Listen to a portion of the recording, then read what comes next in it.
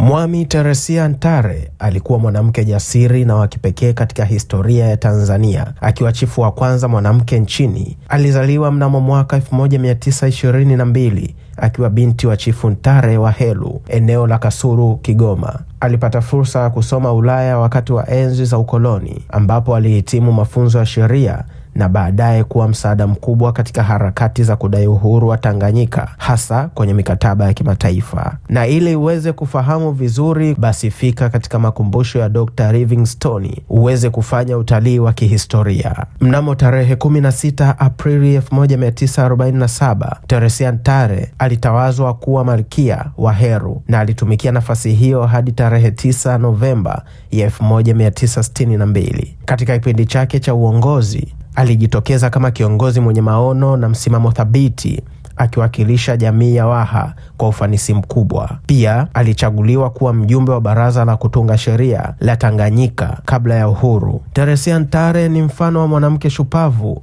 aliyevunja vikwazo vya kijinsia na kuwa kiongozi wa kipekee katika historia ya taifa. Urithi wake unaendelea kuenziwa kama alama ya ujasiri, hekima na uongozi wa wanawake katika jamii ya Tanzania.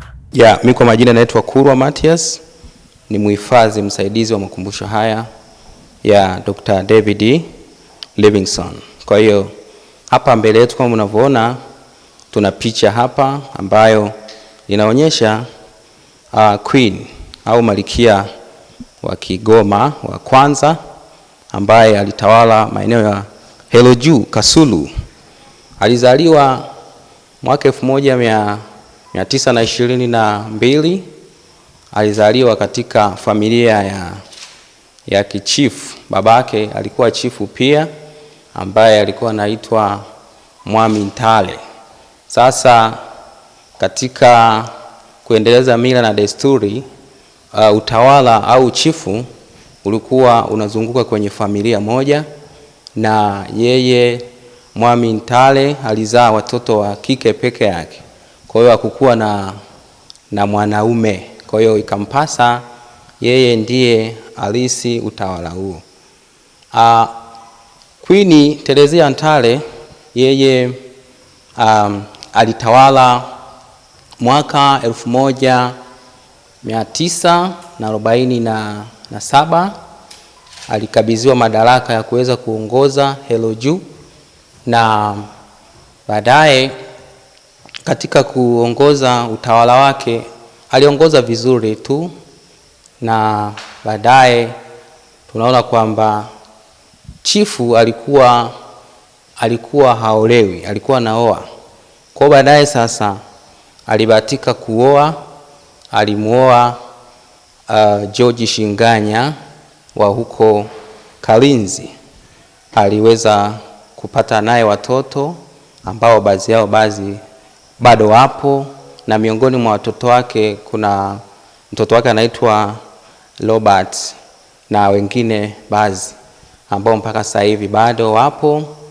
Kwa hiyo baadaye tunaona kwamba alibahatika kusoma katika elimu ya kikoloni, kwa sababu watoto wa machifu waliweza kubahatika katika ile elimu ya kikoloni, na alisoma Ujerumani, alisomea sheria.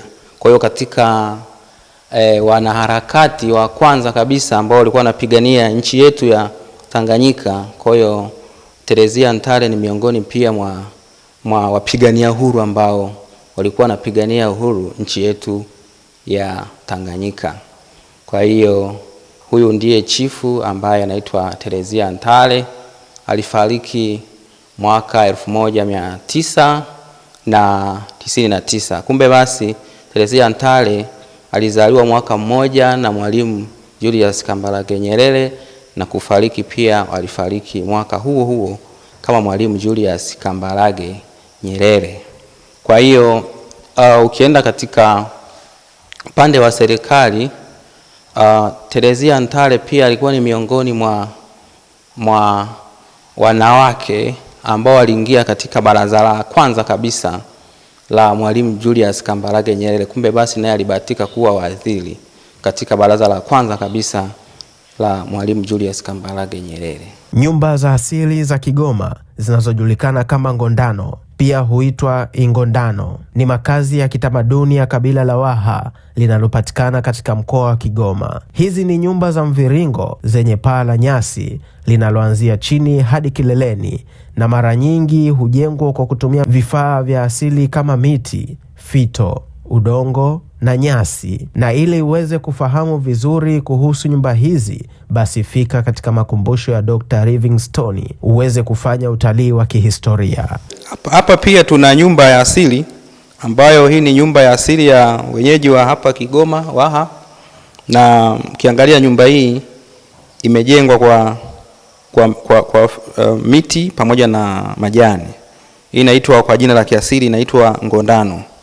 Na hii nyumba ina kama unavyoona mtindo wake huu hapa, na ulikuwa unaweza kuhamisha. Kwa mfano kama unataka kuhama labda makazi kwenda sehemu nyingine, ulikuwa unaweza ukaihamisha ukaenda sehemu moja kwenda sehemu nyingine, na inatunza joto vizuri kabisa, uwezo ukapatwa hata na baridi. Kwa hiyo nyumba hizi ndo nyumba za watu wenyeji wa Kigoma, japo hata sasa hivi bado zipo, lakini mara nyingi sana sasa hivi unaweza ukazikuta vijijini, na pia unaweza ukazikuta kwa wale waganga wa tiba za asili. Zimeenda zinapungua, lakini vile vile wale wajuzi wa kuweza kuzitengeneza nyumba kama hizi wazee wanaenda wanapotea kidogo kidogo. Kwa hiyo ni nyumba ya asili ya wenyeji wa Kigoma ambayo inaitwa Ngondano kwa jina la kiasili.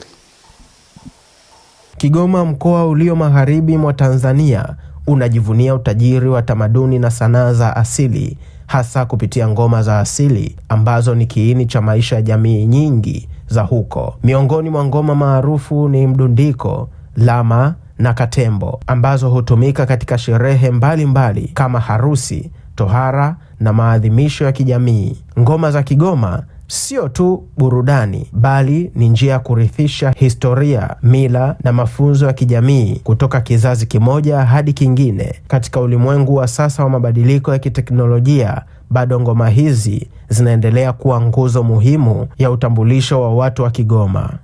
Lakini pia hapa unaweza kaona hapa wamama na wamama hawa walikuwa na sherekea wakiwa kwenye furaha, wanasherehekea ngoma zao za asili kama unavyoona, na kukiwa labda kiongozi anaapishwa katika mila za wenyeji wa Kigoma, watu walikuwa wanatoka nje na kuweza kusherehekea ngoma zao za asili, na kama unavyoona hapa. Na pia unaweza kaona walikuwa na mavazi ya kupendeza kabisa, wakifurahia pia pengine kipindi cha mavuno. Walikuwa na tabia ya kuweza kusherehekea mavuno na mafanikio kwa mwaka mzima. Kwa hiyo wenyeji wa Kigoma pia walikuwa na asili ya kufanya matambiko ya kimila, na pia kiongozi alikuwa anapewa mikuki kama alama ya utawala, na mikuki hiyo tutaiona mbele huku tunakoenda kuelekea upande mwingine.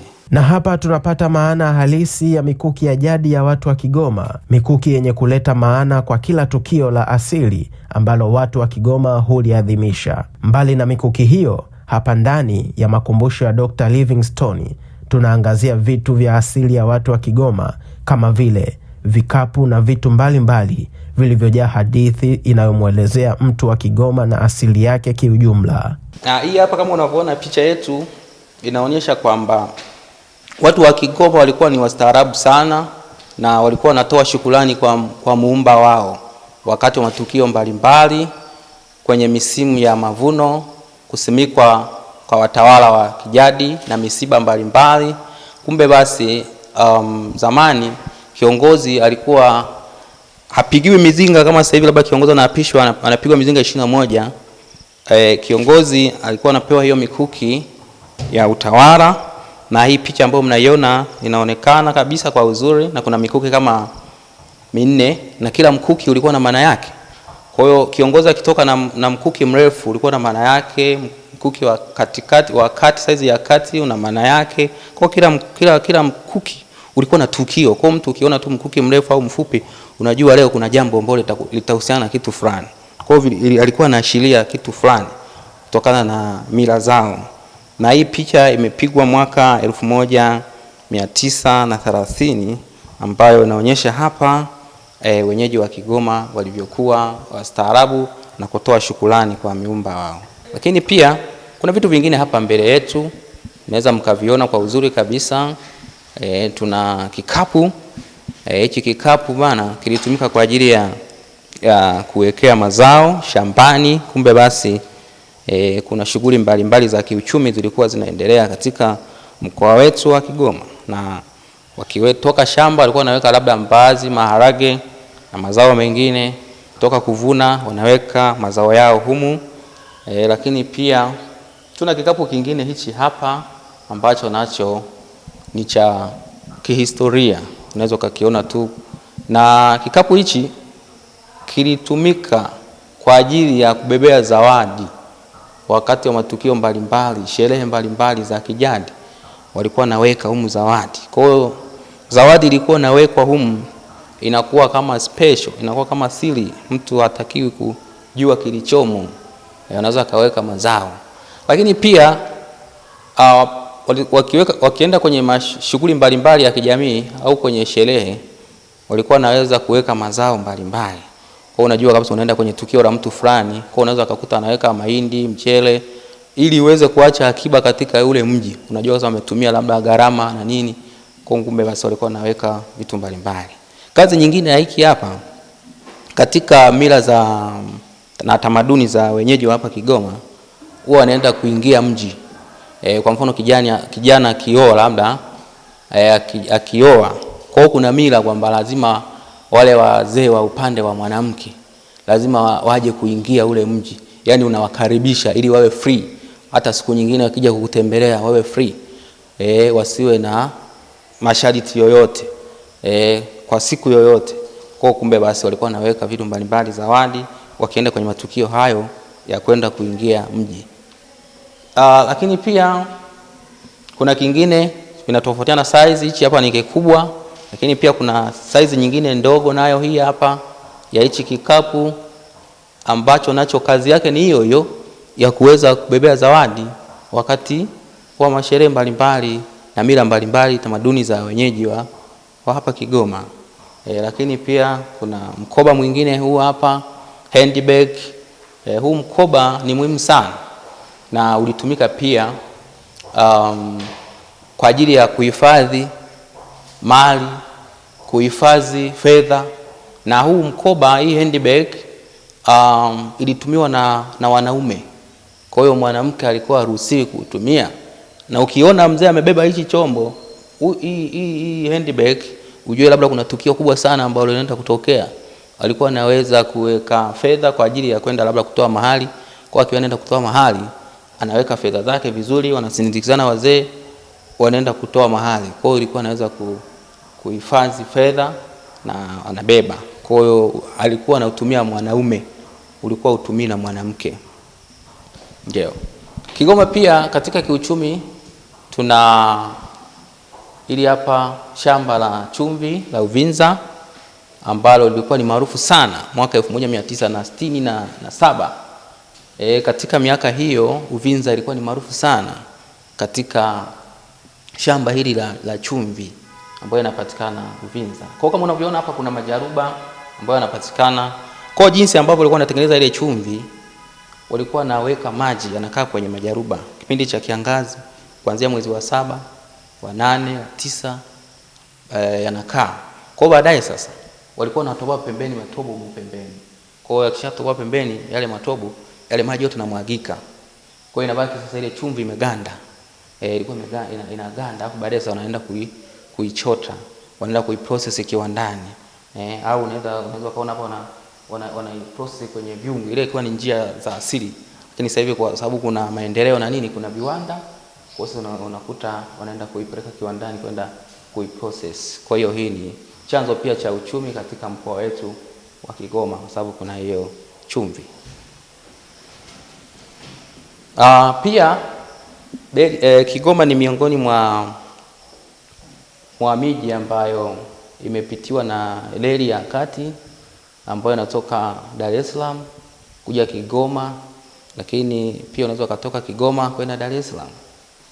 Na hapo unavyoona hapa ni ujenzi ambao unaendelea kutekelezwa wa reli ya kati kuanzia mwaka 1910 hadi 14. Kwa wenyeji wa Kigoma waliweza kujenga hiyo reli ya kati ambayo mpaka sasa hivi tunatumia. Kwa hii inasaidia sana katika uchumi kwenye swala la usafirishaji. Kwa ni miongoni mwa miji ambayo pia nayo ina reli hii ya kati ya kutoka Dar es Salaam kuja Kigoma au Kigoma Dar es Salaam. Kwa unaweza kaona vizuri kabisa jinsi wazee walivyokuwa wanaendelea na ujenzi huo. Lakini pia majengo yake kama unavyoona hapa. Kwa katika makumbusho haya Dr. Livingstone, reli hii inapatikana Kigoma mjini, ni kama kilomita 7-8 kutoka hapa kwa tulipo makumbusho. Kwa kumbe basi mtu anaweza kutoka maeneo mbalimbali Dar es Salaam wapi akaja Kigoma na treni, alafu baadaye akaja sehemu yetu ya makumbusho ambapo ni kilomita 8 kutoka mjini kuja hapa. Lakini pia kuna hizi zana mbalimbali ambazo zilitumiwa na wenyeji wa Kigoma. Kwa wenyeji wa Kigoma walikuwa ni wahunzi wazuri tu wa kuweza kutengeneza vifaa kama hivi hapa. Kama unavyoona hapa kuna jembe la asili ambao kazi yake inajulikana. Lakini pia kuna shoka. Shoka ni kwa ajili ya kuvunjia kuni. Tuna tezo kwa ajili ya kuchongea maboti, mipini na kadhalika. Lakini pia kuna hii hapa tunaita nyengo. Nyengo kazi yake ni kwa ajili ya kukatia majani. Tuna kisu, lakini pia tuna kisu kingine kikubwa, kwa hivyo vinatofautiana hivi visu. Na kazi yake ya sasa inajulikana. Lakini pia walikuwa wanatumia kwa ajili ya kuchunia ng'ombe. Kwa pia mkoa wa Kigoma walikuwa wanafuga. Walikuwa ni wafugaji wazuri tu. Kwa hizi hapo unazoziona ni zana mbalimbali ambazo ziliweza kutumika tangu zamani. Zana mbalimbali ambazo zilitumika hapa. Yes. Kama unavyoona hapa kuna picha nyingine hapa ambayo inaonyesha sokwe mtu. Sokwe mtu wanapatikana pia katika mkoa wetu wa Kigoma katika hifadhi ya taifa ya Gombe, lakini pia wanapatikana katika hifadhi ya taifa ya Rubondo ambayo inapatikana mkoa wa Geita. Kwa na sisi pia tumebahatika kuwa na hawa sokwe mtu. Kwa ni miongoni mwa vivutio vikubwa sana ambavyo vinapatikana katika mkoa wa Kigoma. Na pia kuna MV Liemba ambao mnaiona hapa. MV Liemba ni meli kongwe duniani. Ni meli ambayo ina umri mrefu kuliko meli yoyote duniani. Ilizamishwa wakati wa vita vya kwanza vya dunia, lakini baadaye ikaopolewa na mpaka sasa hivi inafanywa matengenezo. Kwa muda si mrefu itaanza kufanya kazi kwenda Zambia, Mpurungu, inaenda Kongo na maeneo mengine. Kwa ni meli kongwe duniani. Hamna meli nyingine ambayo imebaki sasa duniani isipokuwa hii meli kongwe duniani ambayo inapatikana katika mkoa wa Kigoma, MV Liemba. Kwa hiyo tujivunie kuwa na meli hii kwa sababu pia hata serikali za huko wenzetu wa Jerumani wanaitamani sana meli hii na wameshawahi kuomba hii meli waichukue ili watuletee meli zingine, lakini serikali iliweza kukataa. Kwa hiyo tunakaribishwa sana tuende tukaione hii meli kongwe duniani ambayo inapatikana katika mkoa wetu wa Kigoma. Mkoa wa Kigoma bado haujaishiwa maajabu. Mkoa unaomiliki ziwa namba 1 Afrika na ziwa namba 2 kidunia kwa ukubwa. Ziwa Tanganyika, ziwa lenye maajabu ya kumiliki samaki wenye kustaajabisha. Kigoma pia kuna ziwa Tanganyika. Na katika ziwa Tanganyika kama unavyoona sasa, tuna baadhi ya samaki ambao wanapatikana katika ziwa hili lenye kina kirefu, kwa sababu ni ziwa duniani ni ziwa la pili, lakini Afrika ni ziwa la kwanza. Kwa sasa kuna baadhi ya viumbe kama samaki ambao wanapatikana. Tuna samaki hapa mgebuka, lakini pia tuna samaki mwingine ambaye anaitwa ntanga. Tuna samaki mwingine ambaye anaitwa nyika.